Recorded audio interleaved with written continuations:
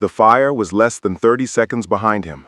The sky was glowing orange. Trees were exploding like bombs.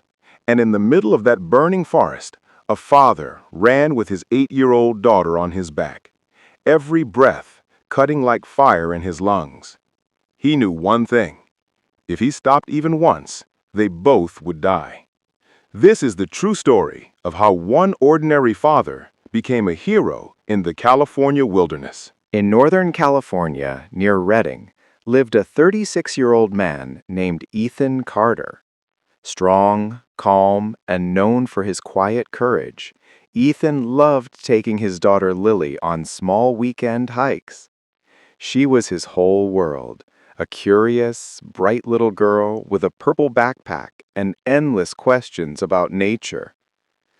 On a warm summer morning, Ethan decided to take Lily for a short hike on a trail they had walked many times. The sky was clear, the wind gentle, and the forest looked peaceful. But what Ethan didn't know was that miles away, a small spark had turned into a fast-moving wildfire, and it was coming straight toward them. After an hour of hiking, Ethan suddenly smelled something. Smoke. At first, he thought maybe it was a campfire nearby, but then he noticed the wind changing, blowing faster, hotter. Lily tugged his hand.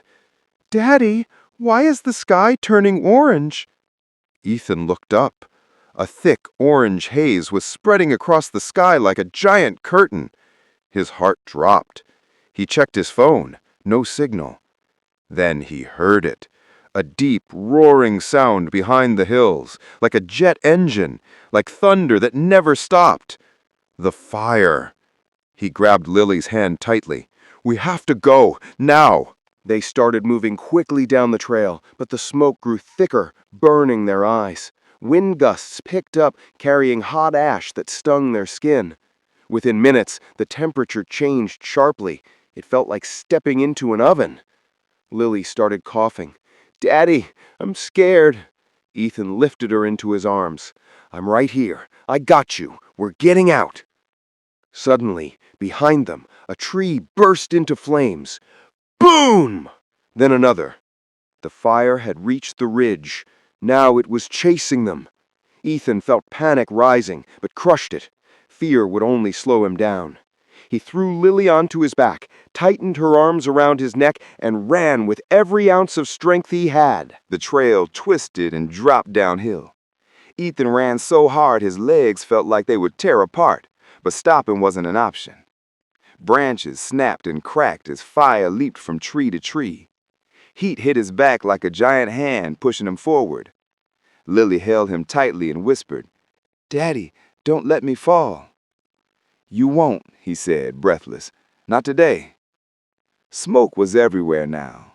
Thick, heavy, suffocating. Ethan tore off his flannel shirt, soaked it in a small stream beside the trail, and wrapped it around Lily's mouth. "Breathe through this. Stay low on my back." Then he kept running. After 15 minutes of running, the trail split into two. Left towards the parking lot, right towards an old service road. He knew the left path was shorter, but he also knew something worse. The fire was directly behind that route. Going left meant running into a wall of flames. He chose the service road, the longer way. But halfway down that path, he saw a problem. The road was blocked by a fallen, burning tree. No way around, no way over. For a second, fear clawed at him. But then he spotted a narrow gap to the side, a steep downhill slope covered in rocks. Dangerous, sharp, but the only chance. He whispered, "Lily, hold on tight. Daddy needs to go fast." Then he slid down the slope, rock to rock, grabbing branches, scraping his arms and legs, landing hard, but never letting Lily slip for even a second. At the bottom of the slope, Ethan could finally see the old Forest Service station, a small wooden shed near a clearing. Past that was a dirt road that led straight to the highway. They were close. But behind them, the fire roared like a monster. Flames began dropping embers in front of them. Ethan's vision started to blur. Smoke filled his lungs. His legs felt like cement. But he didn't stop.